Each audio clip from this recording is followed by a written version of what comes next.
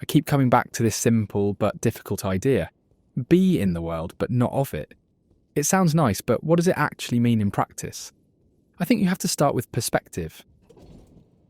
Like a serious dose of it. You look up and you remember, okay, I'm on a small planet, orbiting one star out of 300 billion in our galaxy. And there are 2 trillion galaxies. It's just numbers until it hits you, right? This thing we're on is a pale blue dot, a piece of dust. And on this piece of dust, I'm upset because someone cut me off in traffic, or I spilled coffee on my shirt. It's fundamentally absurd. So if our problems are that insignificant on a cosmic scale, why do they feel so damn big? In a sense, I think Buddhism kind of nails this. The cause of suffering isn't the bad stuff that happens, it's preference. Or desire, same thing. I like the word preference because it's smaller, more insidious. It's not just I want to be a millionaire, it's I prefer for it not to rain on my birthday. Boom.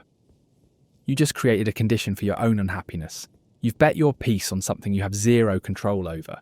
So the question is, where do all these preferences come from? Why are we wired this way? It's from the things we couldn't handle. An event happens, a breakup, a failure, a harsh criticism, and it hurts. The feeling is intense. And right at that moment you say, no, I can't deal with this. You resist. You push it away. Now, you didn't resist the event. No, that already happened. You can't change reality. What you resisted was the experience of the event inside you. You refused to let it pass through. That's the critical moment. By pushing it away, you don't get rid of it. You just store it. It gets stuck, and that stuck energy becomes a preference. It becomes a rule. Don't let that happen again. And now you spend your life trying to control the world so it doesn't poke that old wound. You build a whole personality around avoiding these stored pains. And since everyone's got a different set of stored pains, we're all constantly bumping into each other's rules.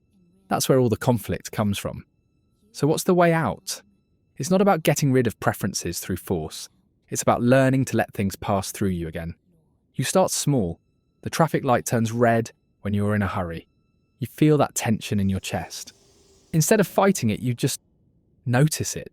You let it be there. There's annoyance. And you let it go. You let the experience happen and finish, without storing it. You are in the world, you feel the annoyance, but you are not of it. You don't let it become a part of your identity. You stop bothering yourself about the moment. And when you stop bothering yourself, well, then you're no longer bothered. You're just here, on this little dot, watching the show.